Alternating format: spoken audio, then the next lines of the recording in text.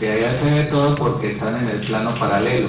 Y ellos siguen haciendo lo mismo que hacemos nosotros, lo mismo que ellos hacían cuando tenían cuerpo. Siguen sintiendo ganas de almorzar y entonces se sientan a la mesa. Y entonces el pobre que está inconsciente dice, uy, hoy tengo un hambre doble. Está comiendo por él y por el espíritu. Sienten necesidad de ir al baño, sienten necesidad de sexo, atormentan a la esposa o la esposa atormenta al esposo en los procesos de la lujuria.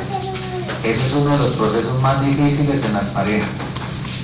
Porque la persona empieza a sentir esos contactos y es una relación casi física. Se producen todos los fenómenos que normalmente se dan en el encuentro de una pareja. Entonces, eso hay que liberarlo, hacer la concientización, no alarmarse, no asustarse, comprender, darle la comprensión al espíritu que está pegado y lograr uno liberarlo en el verdadero amor. Decirle, perdóname si yo te amé en la lujuria, perdóname si lo que busqué en ti fue el juego del cuerpo. Ahora que eres espíritu te comprendo y te quiero liberar. Eso es lo más hermoso, ese es el amor verdadero. No, ay, mi hijito, ¿cómo me hace falta? ¿Quién me calentará la cobija? Pues viene el espanto y le calienta la cobija y el resto también. Y entonces se producen fenómenos de posesión. Y esos fenómenos de posesión llevan a fenómenos de lujuria continua. Las personas que ya se vuelven insaciables en el aspecto sexual, vienen los procesos de las ninfomanías. Entonces hay que hacer esas liberaciones.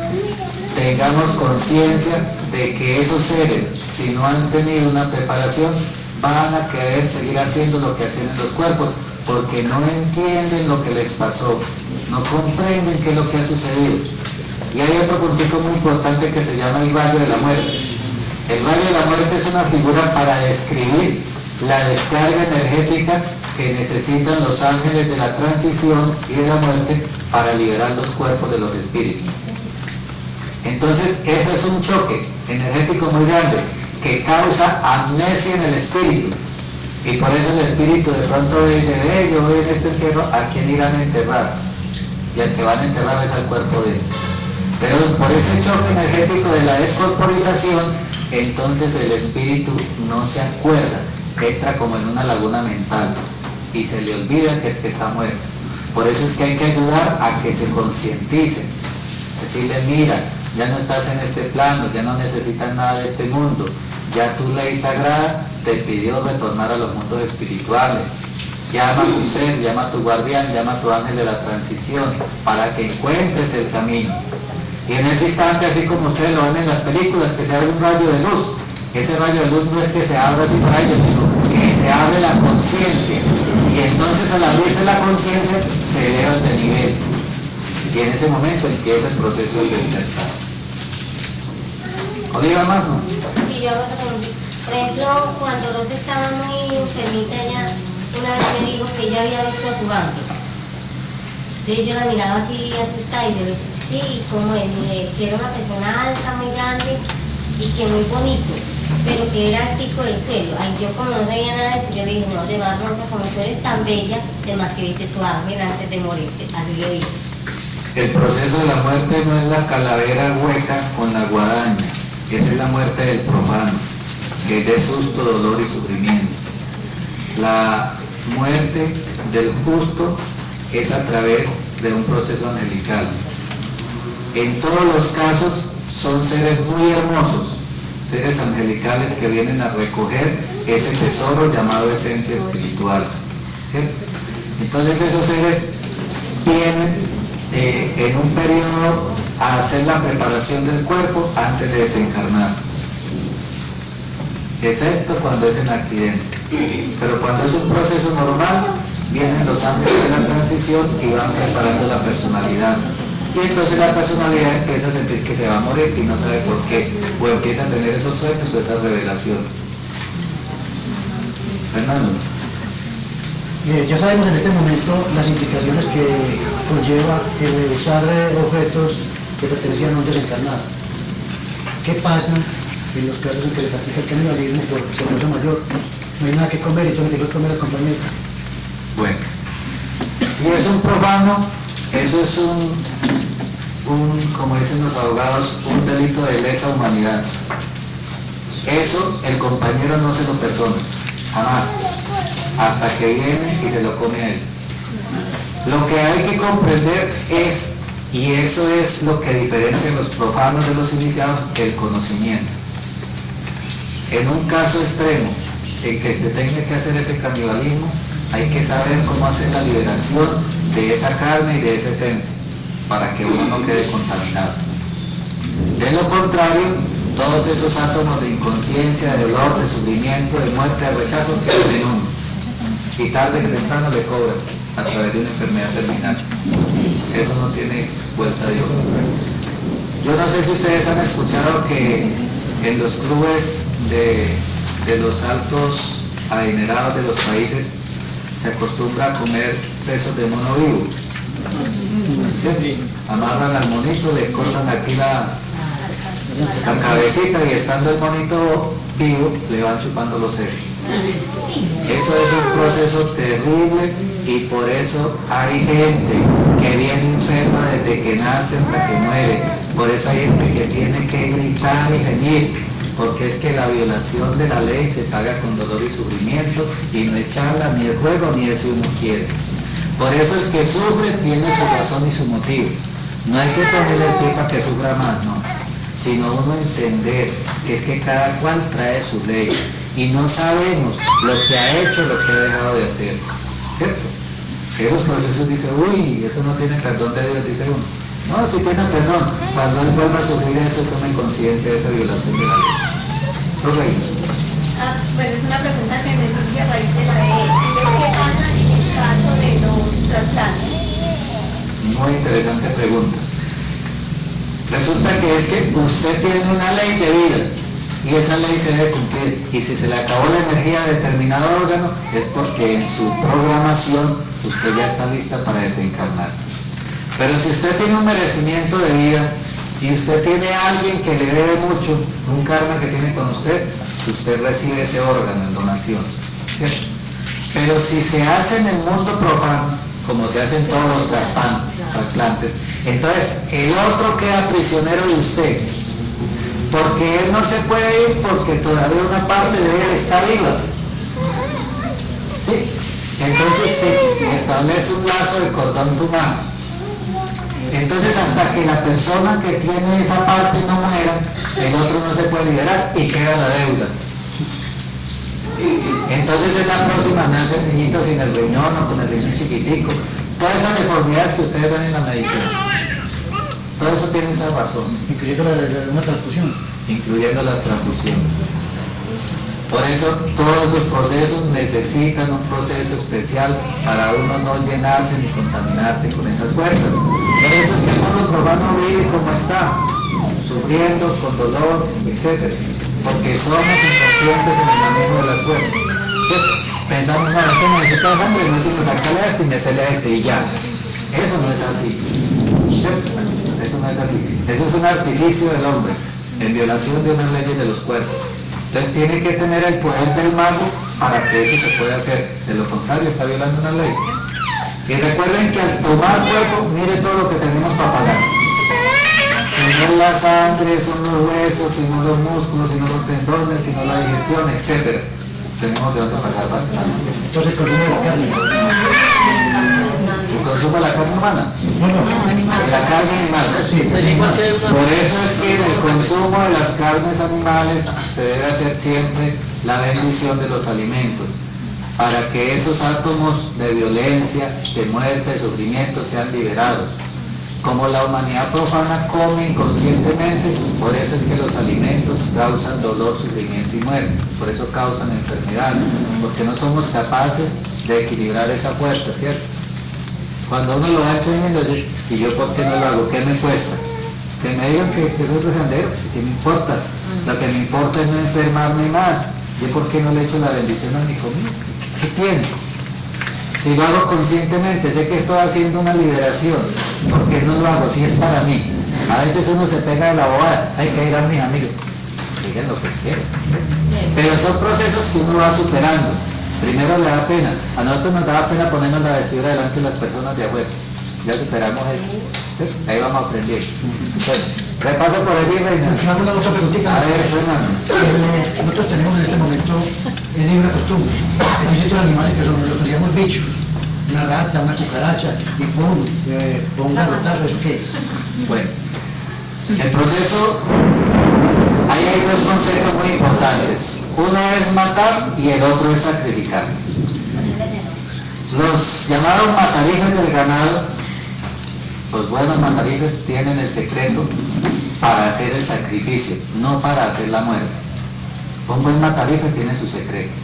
Es decir, el secreto del matarife, ¿cuál es? Saber hacer la convocación a los seres y jerarquías de ese reino para que permita que esa fuerza de vida sea mutada a otro plano a través de un cuerpo humano. Hecho así significa evolución para el reino animal y evolución para el reino humano. Pero si se mata inconscientemente, que es lo que hacen la mayoría de los matarifes o de los toreros, entonces se está haciendo una muerte. Lo mismo pasa con los insectos. Nosotros decimos aquí, vea, no mate las cucarachas, reconcíliese con ellos. Y la gente dice, ay, ¿cómo? Que ellas no conversan. ¿Cierto? Los animales tienen sentidos que el hombre tiene atrofiados. Y a través de esos sentidos, ellos son atraídos hacia nosotros en el cobro de los procesos que tenemos con el mundo animal, que no son poquitos.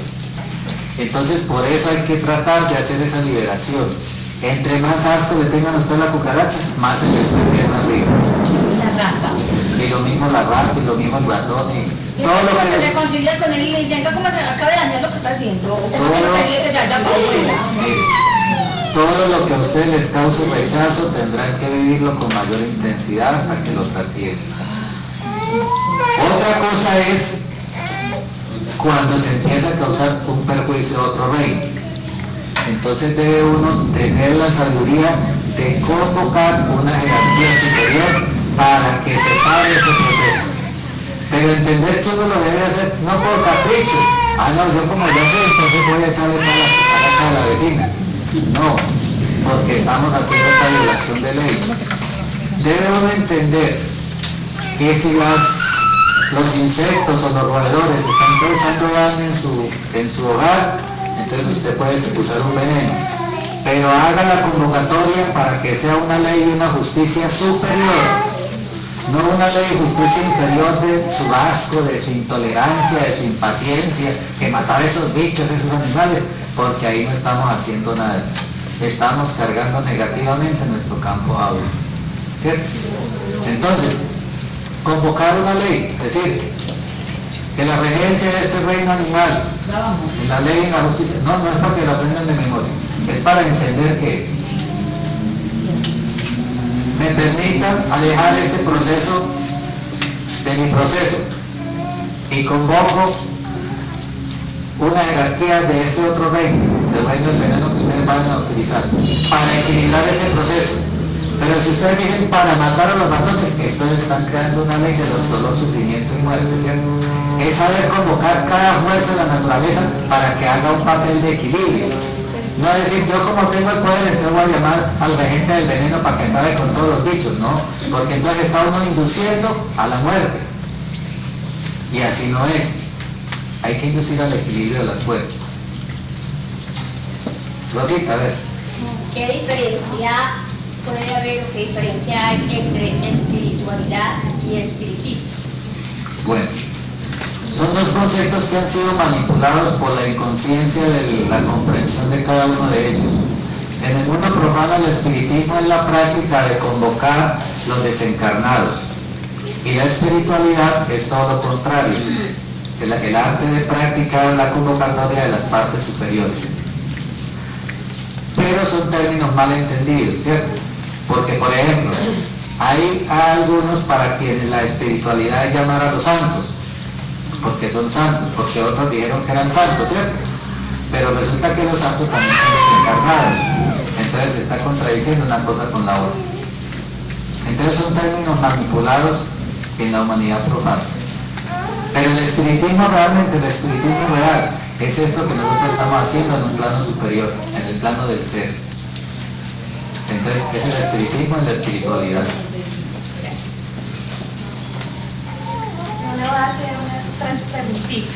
Bien pueda. Entonces, no hay razón para uno visitar los seres queridos en el cementerio, no se deben de visitar, Pues si todavía están allá, no se debe de ir. pues si todavía están allá, y si no les hace falta, mi reina preciosa, ya no están allá, ya no son ellos, ya no es un montón de carne en putrefacción. Ellos se van a mañana ahí. Es una creación de nuestra mente, la creación del amor egoísta, que uno no acepta que el otro se fue. ¿Sí? Entonces, hay que dejarlos allá quieticos. Y por eso la recomendación es a las 72 horas hacerles cremación y después de la cremación hacer la liberación en aguas limpias. Y se acabó el cuento de los cementerios. El problema es que como los cementerios es un negocio, hay que fomentar el negocio del cementerio. ¿Cómo así en aguas limpias? En un río limpio. No, pues en el río Medellín. Pero hay que hacerlos con un ritual de trabajo especial. Entonces es pecado también tener las cenizas de un ser querido en el lugar de uno. Pongan cuidado la pregunta del poder de la reina, que si es pecado tener las cenizas. Vean, entonces uno tiene el cofrecito, ¿cierto? Y hay gente que lo manda a hacer con la figura de la persona. Dice, ay, mi hijito, tan bonito que era, aquí, mira lo que queda, ay, pero yo como lo quiero. Ay, cómo me hace falta. Ahí está esclavizando a ese espíritu, no lo ha dejado liberar. ¿Para qué tiene uno lo que es de la naturaleza, reina? ¿Para qué? Entonces, no hay que tener eso en la casa, porque eso atrae otras entidades de ese mundo de las ánimas, y entonces a usted se le llama la casa de ánimas. Y entonces, ¿qué nivel te está llamando? Y en Bocadas, por ejemplo, yo tengo ese pequeño defecto, por ejemplo, yo digo, ay, ánima de mi padre, ánima de mi abuelita, mis ánimas de mis seres queridos, mis hijos, de las manos humanas, que es lo que más yo le digo, de las manos humanas, que... Eso es un noble sentimiento de madre, ¿cierto? Porque tú crees que estás haciendo bien. Y hay mucha gente que lo hace reina, pero eso es lo que hay que comprender, que le estamos haciendo un mal a los hijos, porque los estamos atando a un ser desencarnado, lleno de necesidades y de sufrimientos. ¿Qué le va a transmitir a sus hijos? Ay no, fue que lo favoreció de un accidente. ¿Y tú crees que eso es gratis? Esos seres cobran con la energía del cuerpo. Y cuando se dé cuenta la persona está llena de enfermedades. Entonces, uno no hay ninguna autoridad para mandar a ningún espíritu a hacer nada. Eso es magia negra. No es que usted lo haga conscientemente, con mucho amor, con mucho cariño. Que me lo libre y me los favorezca. Eso, con esa bobadita nomás. Entonces ese espíritu tiene que parar pendiente que viene un carro y entonces tener el carro para que el hijo pase. Eso es magia negra, porque estamos obligando, pero no quiero molestarla, ¿cierto? Le estoy diciendo que ese proceso es una violación de la ley, porque esos seres están haciendo lo que no deben hacer. Si es que ya fueron llamados para el otro lado, que se vayan a hacer al otro lado lo que tienen que hacer. Cuando lo tenían que hacer, que lo hagan aquí, el cuerpo físico encarnado propio. Entonces se ponen de guardas de tránsito, ¿cierto? Entonces van y pitan para que el uno pase, y para que el otro pare, y para que no haya accidentes. O se vienen de guachimanes para que no hayan robos y no hayan etcétera. Pero desde que sean espíritus no tienen nada que hacer en este mundo. Y cada vez que uno obliga al mundo del espíritu a hacer cosas de la tierra, uno es responsable de esa ley. Y así mismo tendrá uno que servir a ese mundo espiritual cuando uno desencarne. Y después no puede uno decir, ay, pero ya no le pagué, ya le pagué, ahora es que me debe. Pasa uno a ser esclavo de esos seres a los que uno les pidió favor. Sí. Pues yo aprendí ese alagio de mi abuelita que rezaba la novela Las Ánimas Benditas, contaba cuentos de que las ánimas lo protegen a uno porque lo cubren de todos los peligros. Sí. Eso es un desconocimiento de la ley. ¿Por qué le pasan a uno las cosas, reina? ¿Porque uno es de malas? No, porque es una ley, porque uno tiene que pagar lo malo que ha hecho, lo malo que le ha hecho a los otros hermanos, los hermanos están autorizados a cobrarle. Y ahí no vale que uno diga, ay Dios mío, ¿por qué me has abandonado? Porque es que Dios también está del lado del otro, ¿cierto? ¿Por qué los sicarios cuando van a matar también se echan la cruz? Entonces, ¿Dios de qué lado está? Entonces uno pensar que uno necesita de otros seres para tener protección es un error. uno debe entender es que uno debe mutar su mundo inferior, todas las cosas terribles que uno tiene por allá adentro, para no atraerlas. Si yo no quiero que me roben, yo debo ser honesto en todas mis cosas. Si yo no quiero atraer lujuria, yo no debo vivir pensamientos de lujuria hacia otras personas. Si yo no quiero que me envidien, no debo tener envidia con nadie. Debemos mutar todas esas fuerzas para ser libres. Por eso es que la humanidad vive esclavizada, la una de la otra, porque por estar llamando espíritus anímicos nos llenamos de enfermedades, de sufrimientos, de dolores, de tristeza. La gente empieza a decir, vea ya, entonces no como el abuelo, tiene el abuelo ahí enchazado. ¿Por qué? Porque no hacen sino llamarlo. ¿Por qué no lo liberamos? Porque somos tan egoístas. Entonces, venga, usted tiene razón en la tradición, ¿cierto? La tradición dice eso, y usted con mucha autoridad lo dice, es que lo hacía mi abuela. Va, pregúntele a su abuela si ella tenía el conocimiento de la muerte. No lo tenía. Esos conocimientos se han degenerado por el negocio y el comercio de la carne de muerto. Si no se fomentan los cementerios, entonces, ¿quién para ese negocio tan bueno? Entonces hay que fomentar los cementerios, hay que fomentar el culto a las ánimas, que vayan a rezar allá, que esto y que lo otro, porque todo eso es economía de este mundo. Entonces se ha formado una falsa cultura de la muerte, y eso es lo que con este seminario queremos ayudar a trascender, de que la gente al menos tenga un parámetro, de que en alguna parte dicen, hombre, eso no se debe hacer. El que lo quiera seguir haciendo, mire, no hay ningún problema. Porque gracias a Dios no nos vamos a ir detrás de nadie a mirar si lo hacen o no, ¿cierto? Pero sí le agradezco mucho, Reina, la sinceridad con que usted lo ha dicho, ¿cierto? La certeza con que lo ha dicho, porque así como usted lo dicen muchas personas que no tienen el conocimiento. Pero cuando uno empieza a entender que qué voy a poner uno a amarrar a otros espíritus a este mundo, que no hay poder más grande y maravilloso que el poder de Dios, porque en vez de encargarle a los desencarnados, de pronto la abuelita da toda renga corriendo con su bastón detrás del nieto para que no lo atropelle un carro? No, mandémosle una abuelita aventada, mandémosle el abuelo padre de los días, el Dios todopoderoso del universo, que es decir, ya que haya hasta en un brinquito, ¿cierto? ¿Por qué mandar un desencarnado que está lleno de dolor, sufrimiento y muerte? No tiene sentido. Y le agradezco muchísimo su intervención, Reina, porque esa es la costumbre. Y eso es lo que yo la acostumbro mucho. Ojalá que a través de este seminario hayamos comprendido esa gran verdad, y ojalá algún día logres cambiar esa costumbre para claro que no por maldad ni nada, sino que no, con el mejor sentido. Ay, madrecita, no me dejes pasar nada a los muchachos. Y algún día se comprenderá que la madrecita merece un mejor lugar que el sufrimiento de este mundo. Ojalá que cuando tú seas ánima no te pongan en esos trabajos tan tristes. Tú con ganas de irte y la gente aquí que no te deja ir. Eso es muy terrible, Reina. Yo le aferro mucho a los seres queridos. Ojalá los pudieras liberar, Reina, porque eso es una tristeza. Es una tristeza estar uno esclavizado a ese mundo del espíritu. Sigamos por aquí, ¿qué más me quiere preguntar? A ver, varias preguntas.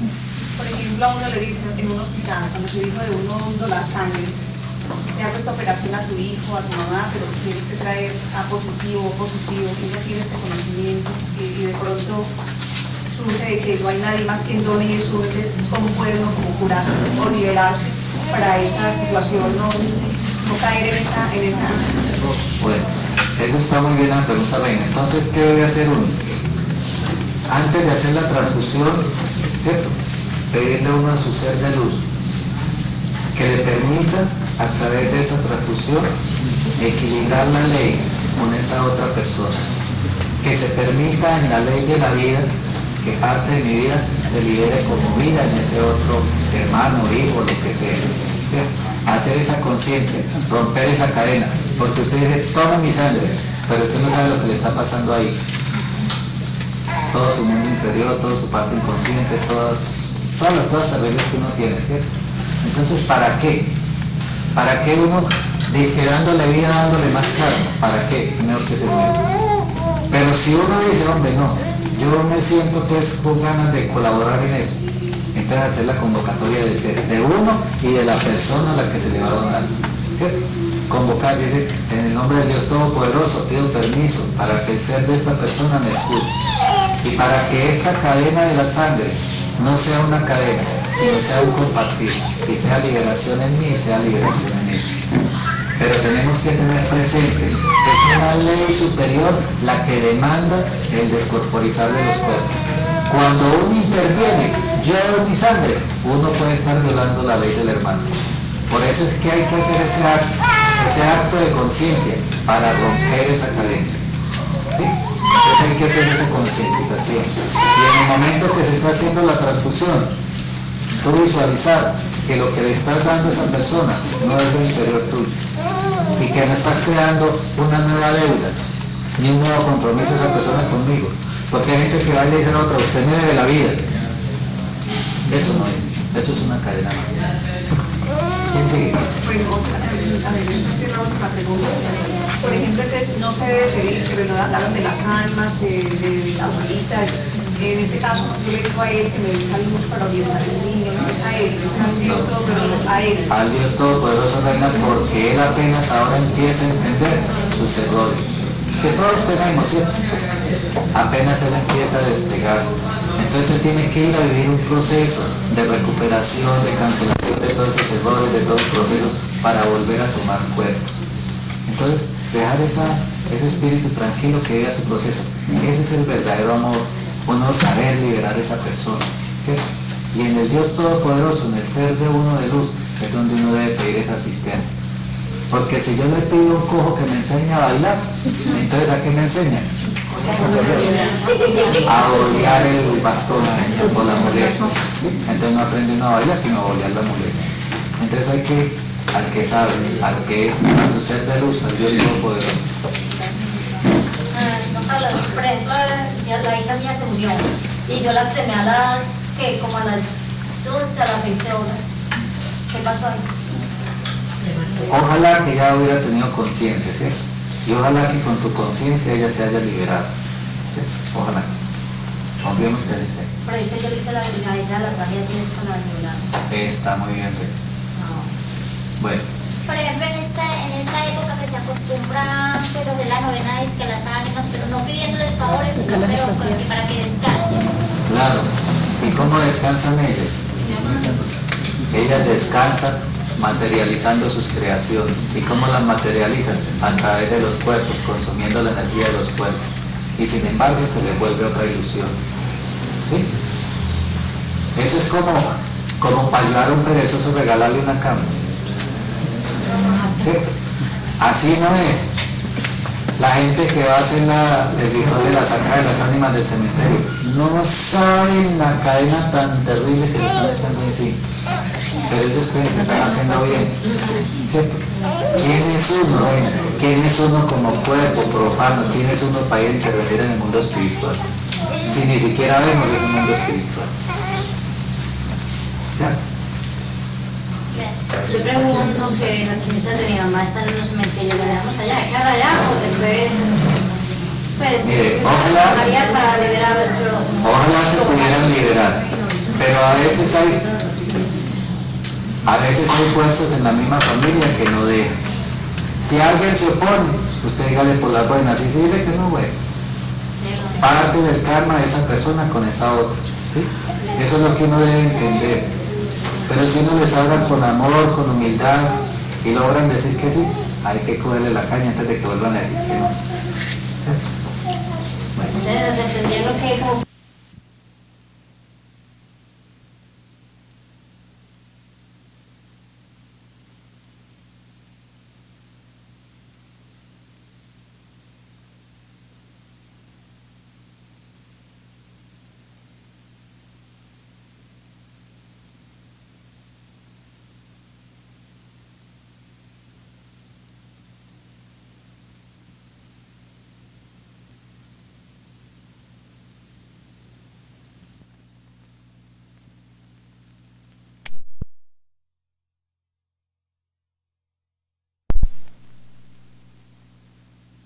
Y esa tortura que infligen al espíritu la tendrán que recibir, porque así le está enseñando a otros. Entonces le está enseñando a los hijos o a las hijas que vamos a ver a su mamá que ella se murió. Y entonces cuando ella se muera, entonces vienen las otras partes, ahora vamos a visitar a la tía que también se murió, entonces tomen. de lo mismo que hizo recibirás.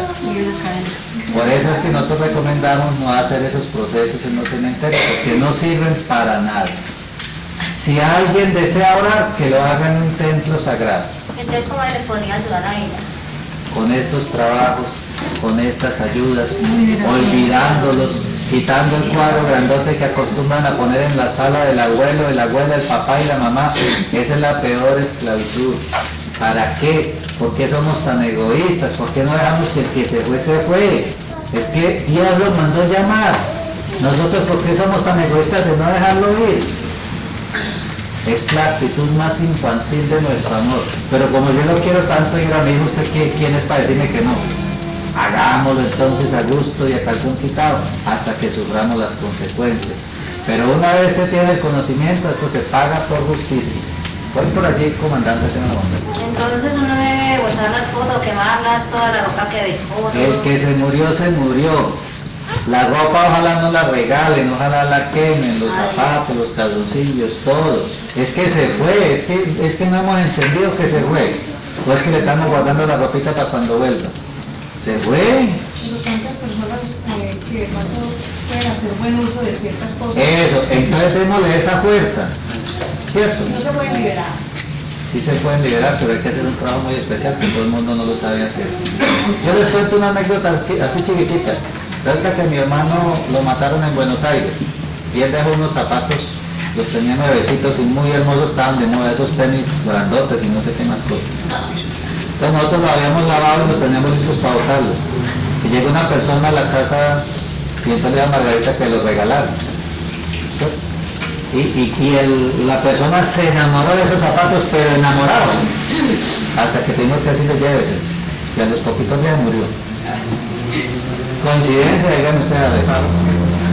Entonces, ya voy, Chucho, téngame paciencia por favor. Entonces, lo que tiene el rayo de la muerte es el rayo de la muerte. ¿Por qué nos apasionamos? ¿Cierto? Es que esos son los apegos infantiles que tenemos al mundo.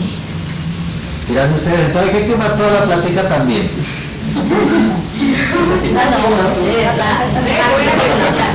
Miren,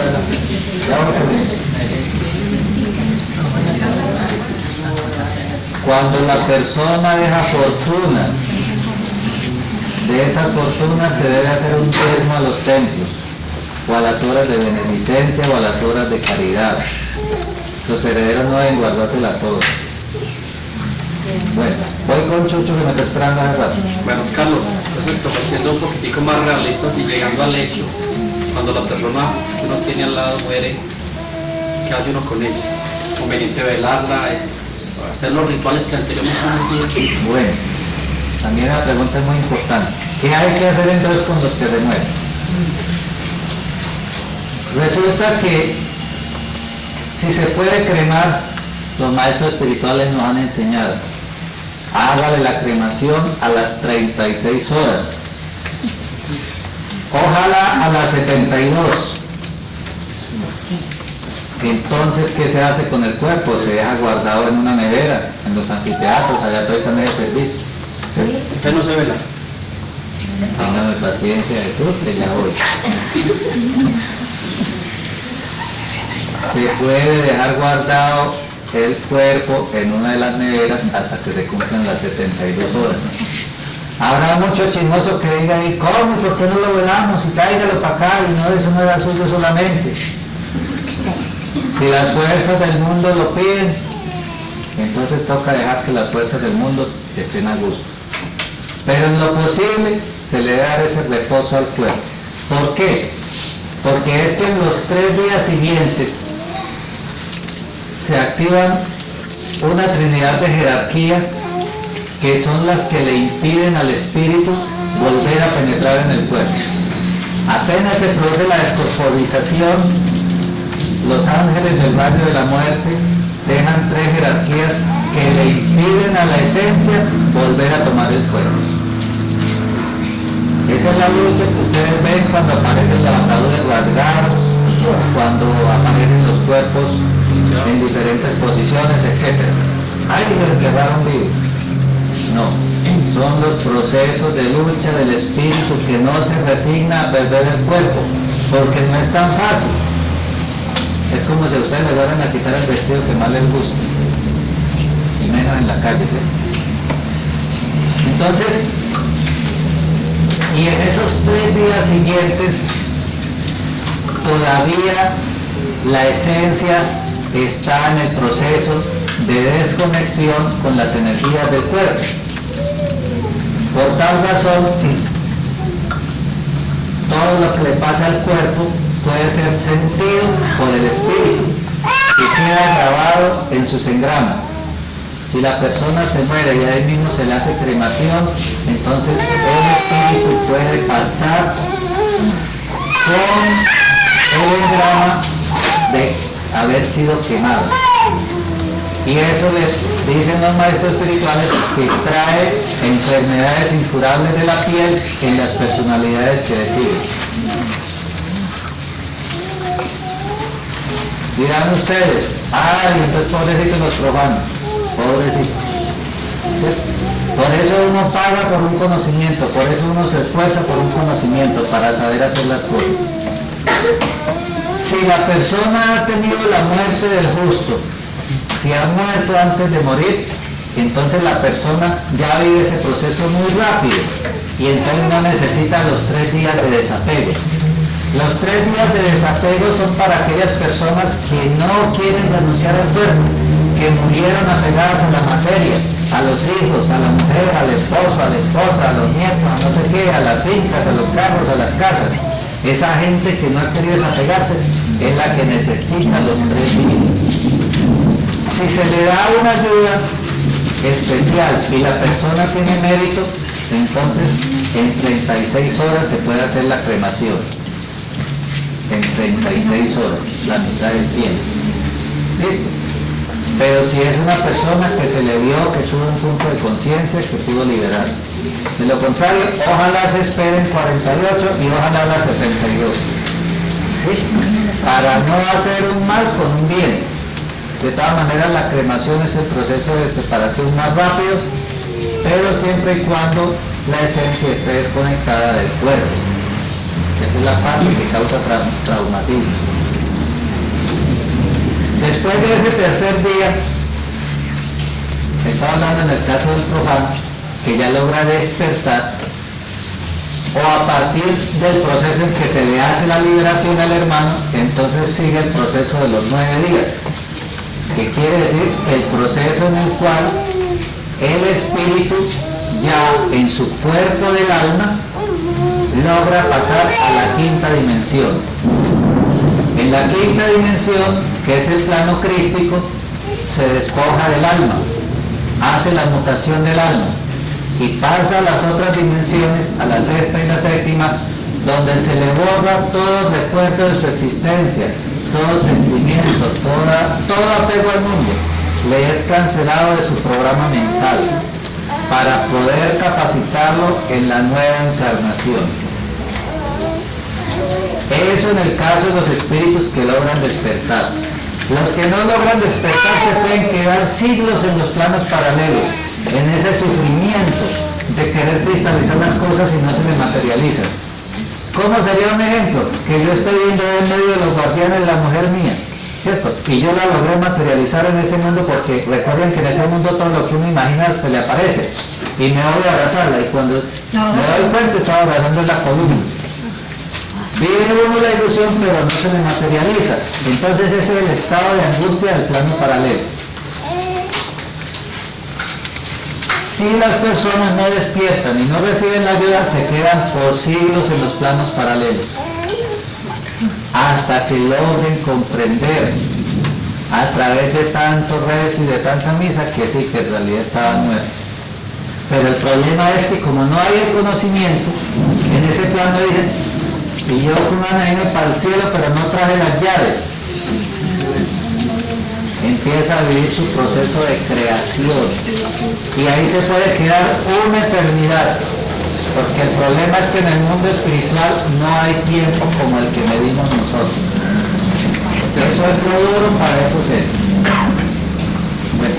Va a empezar por esta fila con el comandante Carlos Arturo, que nos va a hacer un compartir. A ver, mi compartir es sobre un coro que hace de un ser después de ser desencarnado. Se pasa que una madre de familia pues tiene sus hijos y justamente cualquier día le desencarnan a uno de sus hijos por violencia. Y yo la conozco a ella y le digo, no, déjenlo en libertad, libérelo, libérelo, libérelo. Y le echo pantaleta y la llamo y le digo, libérelo. Y dice, no, no puedo liberar. Él cada noche viene y me visita. No soy capaz de liberar. Yo libérelo porque él le va a hacer un cobro muy grande. Efectivamente, él se presentó en astral a ella y le digo, déjame tranquilo.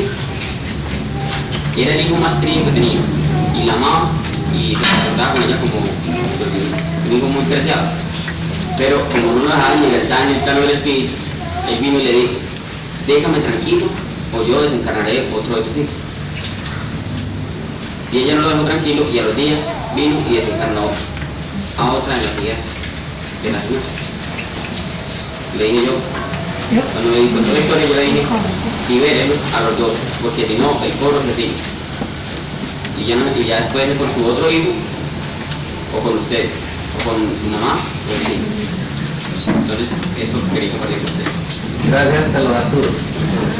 Bueno, la gente piensa que eso es bueno, pero es la realidad más delicada que hay. Ahí por la fila, ¿quién sigue? Carlos, aquí me pongo dos preguntas.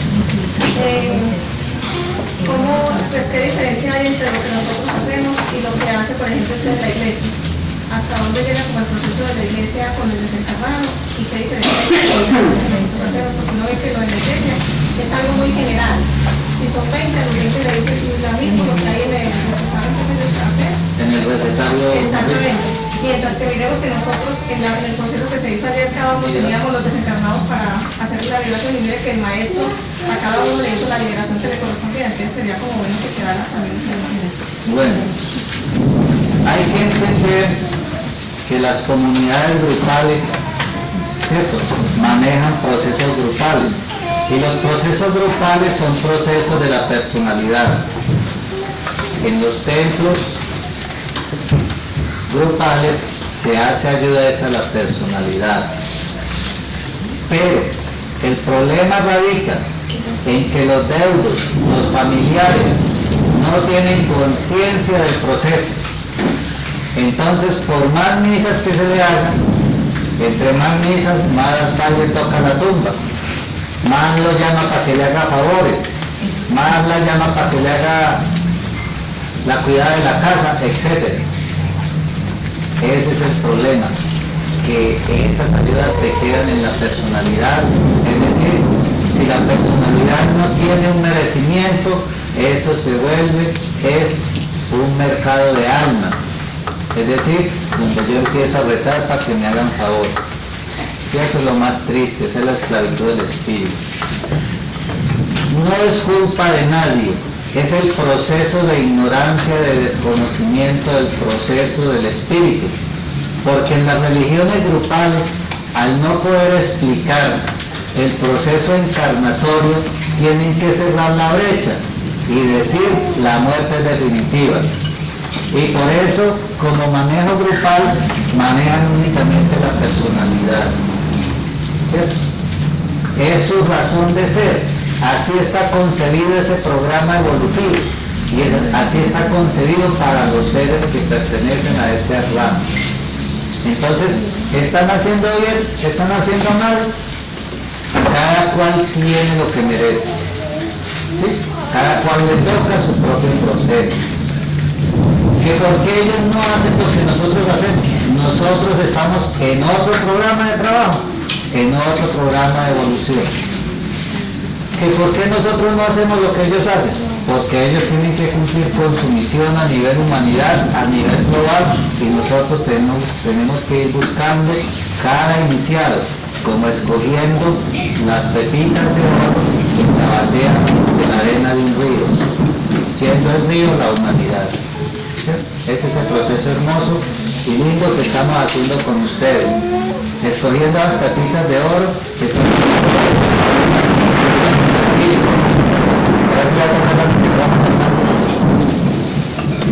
bueno, más preguntas. Por aquí. Por aquí. No, espérate, voy aquí. Ya acabó. Esperanza. Tengo un traslado de preguntas que mejor le digo Esperanza, explíquemelas en la casa porque resulta engorroso de pronto. No, pregúntale las Por que más le ejemplo, duelen. sí, por ejemplo, ella dice que, pues cuando dijiste que el ánima es la parte del esencia humano o animal y que el alma es el cuerpo del espíritu que se le permite entrar en la esencia, entonces ella me dice, pero es que la iglesia no maneja algo así. Entonces, Porque es otro concepto, ¿cierto? En el proceso grupal lo que importa es el manejo de la personalidad, no el manejo del espíritu. Nosotros aquí trabajamos a nivel de espíritu. Es un concepto muy distinto y muy diferente. Pero eso no se entiende con una sola conferencia. Está invitado cordialmente a que asista a nuestro templo para que aprenda muchas cosas más, como lo que ustedes pero desean. por ejemplo, a ver, una duda. El trabajo que se realizó en este seminario, si él tiene merecimiento, ¿realmente lo acata o si no lo tiene, de nada se le designa? Ah, sí. Si él no quiere, no se le puede obligar. No se le puede obligar. Pero hay una gran diferencia, Rey. Cuando uno le habla a la personalidad es renuente y es rebelde. Y es caprichosa. Pero aquí, en la intercesión que hacemos con los maestros, se le habla al espíritu. Ese es el poder grande y maravilloso. Y entonces en el espíritu sí hay la sabiduría para comprender lo que aquí hacemos. Tienen que ser personas que realmente hayan tenido una vida tan desastrosa, que estén tan atrapadas por el mundo inferior, que ni la misma ley, ni la misma justicia de ellos permite esa liberación. Pero son casos muy extremos, ¿cierto? El gran secreto de este trabajo es que se trabaja a nivel del espíritu. Por eso hacía la diferencia de que en los templos masivos se trabaja a nivel de la personalidad, a nivel del alma. Y entonces yo me puedo dar cuenta, por intermedio de ustedes, que él realmente sí acató y que realmente ese espíritu que sí recibió esa ayuda, sí la mereció. Es muy importante para ti saberlo. Es muy importante. Bueno, lo más importante, Reina, es que tú lo liberes. Lo más importante. Yo me he sentido realmente muy tranquila y realmente está yo bien en el mismo lugar, con mi niño, la verdad es que sí. De pronto hay otras cosas materiales que realmente uno vuelve y vuelve a caer en esa... Es que es normal, Reina, porque es que, mire, es un proceso de mutación de esas partes, ¿cierto? Y si usted se ha fijado en el mundo profano, la gente llora, gime, patalea, mientras se le olvidan las cosas, ¿cierto? Pero mientras dure ese proceso, eso es esclavitud para el espíritu. Por eso es tan importante hacer esa liberación, para que ese espíritu pueda comprender que es que tiene que liberarse, que es que lo que tenía que hacer ya lo hizo. Poco o mucho, mal o bien hecho, ya tuvo su oportunidad. Pero esa es la gran diferencia, de que se le habla al espíritu para que despierte.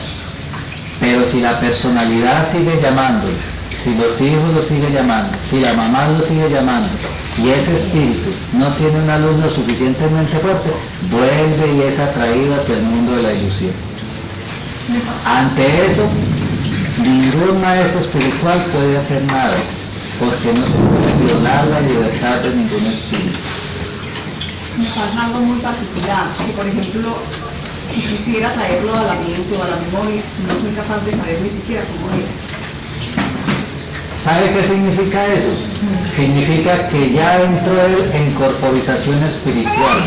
Cuando entra en corporización espiritual ya no le ves la cara, porque ya la cara del espíritu tú no se la conoces.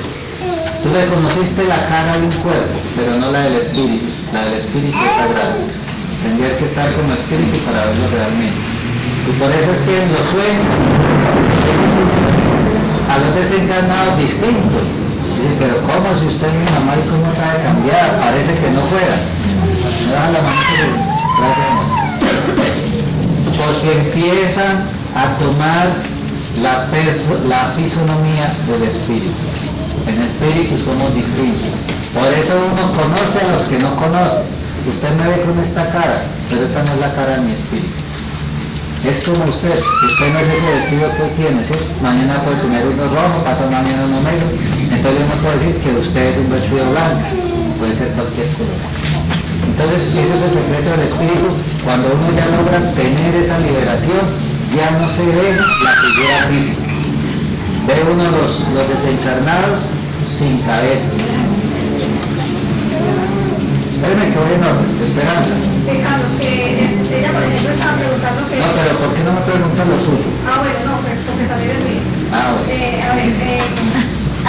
Es muy bonito porque, por ejemplo, a través de Yasmín, ella tuvo una comunicación con él en el astral. Eso fue como anteayer, donde a él vivió una especie como de proceso con el niño, como haciendo actividades como cuando él era pequeñito y lo cambiaba, en fin, ella fue la que sabe como todo el rollo. Y también se le apareció un ángel, ya le hemos puesto un ángel de la luz, y cuando se le apareció el ángel de la luz, él no quería irse. Pero entonces él se apegaba a Yasmín, entonces Yasmín como que lo orientaba y le decía que mirara que ese ángel era bueno, que él no tenía que dejar todo esto que tenía acá, que él ya no pertenecía a este plano, le hizo una concientización, y después se le apareció otro ángel. Pero para ese otro ángel, él lo veía como si también fuera un ángel de la luz, y resulta que Yasmín le decía, no le hagas caso, porque ese no es el ángel de la luz, mira que ese es el ángel de tu proceso interior, porque ese ángel le decía, no, ven, no te quieres ir, qué rico, yo te doy gusto en esto, tú quieres esto, entonces no te vayas, quédate acá, tal cosa, tal otra. Entonces como cuando Yasmín empezó a decirle, a hacerle esa conciencia, era lo único, entonces dijo, no, yo no me quiero ir con usted, yo no voy a ir con el otro. Y ella se dio cuenta cuando realmente, él inmediatamente como por una especie como de público, que él ya se hizo por eso.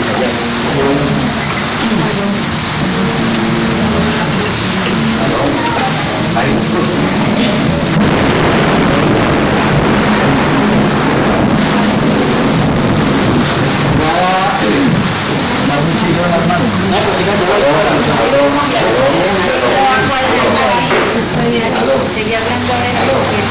Ahí se oye. Sí, bueno. También hay una cosa muy importante y es que de cada persona se libera un átomo. Tal vez lo que estaba viendo Yasmín es la liberación de esa parte de ese ser, de la parte de él. O puede ser el proceso del espíritu. Son las cosas que no alcanzamos a saber realmente cómo son. ¿Sí? Bueno, Bertina. Yo le hago una preguntita a Juan. Estos espíritus compañeros míos, ¿por qué todos ellos se murieron por mí? Bueno, todos los hombres que llegaban a mi vida se murieron. ¿Por qué? ¿Qué pasó con ellos? Tenían que ir a morirse en donde mi tanto. Por aquí se está viendo una pregunta. No tenemos un amor, yo sí tuve muchos vivos, yo los enterré gracias a Dios. Yo hago esa pregunta porque se murieron todos ellos. Mira, resulta que se van desarrollando programas de evolución, tanto en uno como en los demás, ¿cierto? Cuando uno desencadena un proceso, uno atrae todos los elementos del rayo de ese proceso. Entonces todas las personalidades en la que otra existencia tuvieron esa misma cadena son atraídas hacia uno.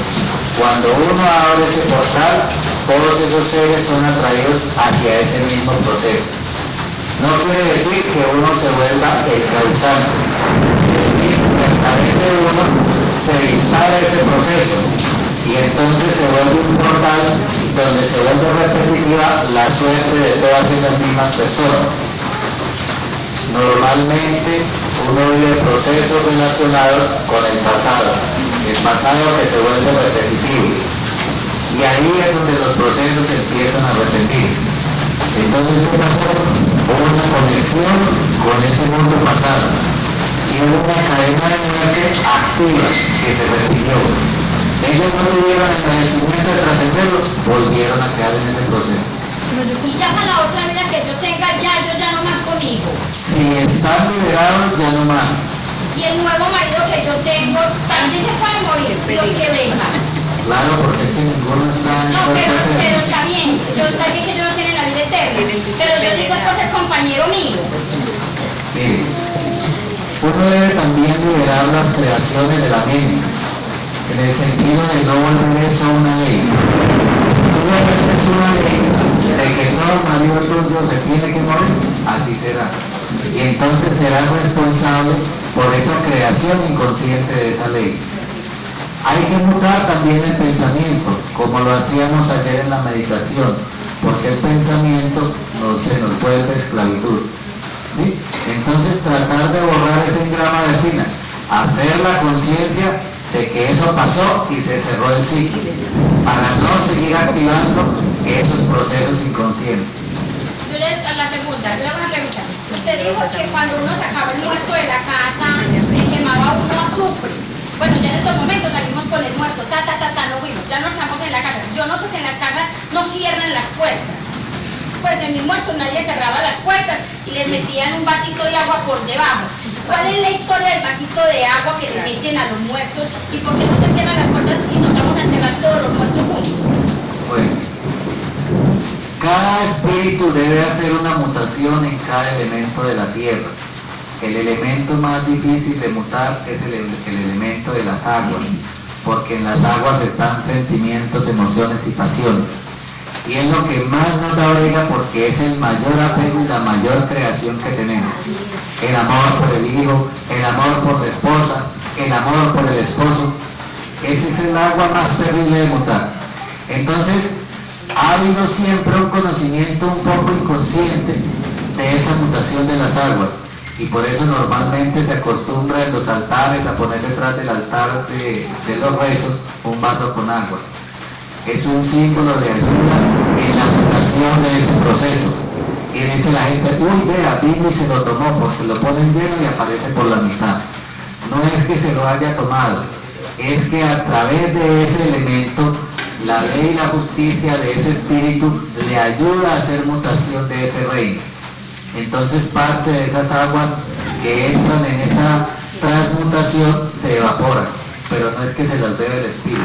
No es para que el espíritu tome, sino es un medio canalizador de la mutación de esas fuerzas, como lo son los 4 ciriales que se le ponen en cada esquina, como lo son las flores que se le llevan, ¿cierto?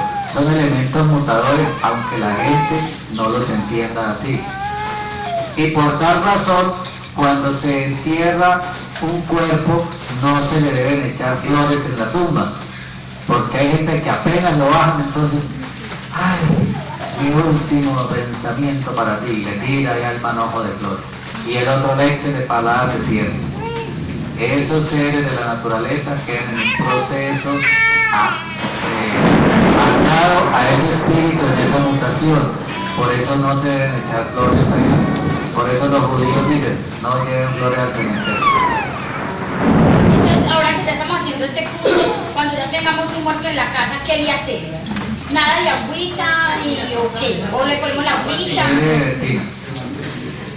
Cuando uno es el que manda, bien, pero siempre hay otras fuerzas que se manifiestan.